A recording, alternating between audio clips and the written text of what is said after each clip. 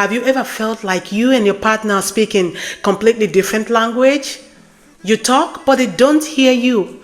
They speak, but you don't understand. It's silence, it's frustrating, and slowly it erodes the love you worked so hard to build for years. If this feels familiar, stay with me. You are not alone. Communication breakdown in long-term relationship is more common than people admit. In fact, most people go through it and still pretend all is well in their relationship. It doesn't mean your love is gone. It doesn't mean your marriage is doomed. It means you have reached a stage where habits, misunderstanding, and unspoken expectations are louder than words. And trying harder often makes things worse. If you are new here, this is Heal and Rise with Adlin.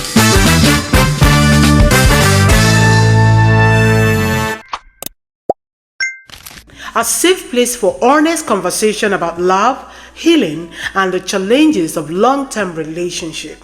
And today, we are explaining what happens when communication breaks down and how to rebuild this gap in your relationship. Because no matter how long you both have been together as partner, trust me, there will be a time that this break will slip in. The first truth is simple, yet many couples ignore it. Communication isn't just words.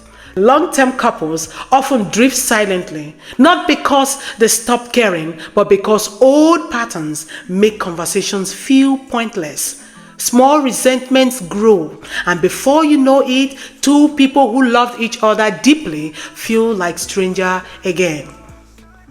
Now, here is the second truth. Misunderstanding are not failure. They are inevitable in relationship. Every partner comes with their own emotional baggage, communication styles, and stressors.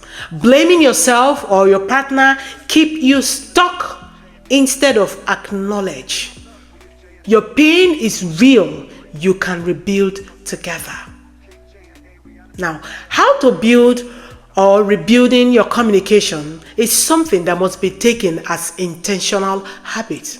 Now, how can you do this? Number one thing you must do is daily check-ins, even 2 minutes, about feelings and not task, not your ambition. Number two, listen to understand and not to respond. Repeat what they said before replying. Validate emotions, not logic. I hear you, feel hurt, even if you don't fully agree. Schedule connection time. Protect it from distraction. Ask yourself, how can I show my partner I see and hear them today? And then ask your partner, what would help you feel truly heard right now? These are little things we could do. What else can we do? Avoid common mistakes. And what are these common mistakes? Many couples try to fix everything at once. They attack the past, criticize or demand changes. But rebuilding communication is not about perfection. It is about connection. Even small gestures, listening without interruption, acknowledging frustration or sharing appreciation can transform years of silence into understanding. And so there is hope. When couples commit to listening, empathy, and intentional connection, magic happens. Because argument becomes opportunity for growth, silence becomes safety, emotional closeness deepens in ways words alone never achieved.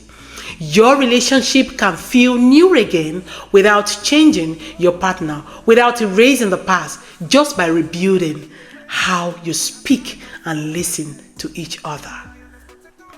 So it's not a blame game time. It is time to be intentional about each individual taking responsibility and learning to communicate better.